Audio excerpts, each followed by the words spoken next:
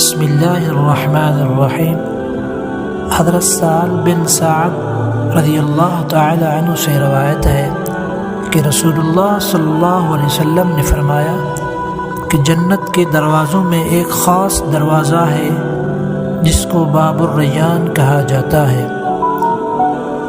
اس دروازے سے قیامت کے دن صرف روزہ داروں کا داخلہ ہوگا، ان کے سوا کوئی اس دروازے سے داخل نہیں ہو سکے گا۔ اس دن پکارا جائے گا کہ کدھر ہیں وہ بندے جو اللہ کے لیے روزہ رکھا کرتے تھے اور بھوک پیاس کی تکلیف اٹھایا کرتے تھے؟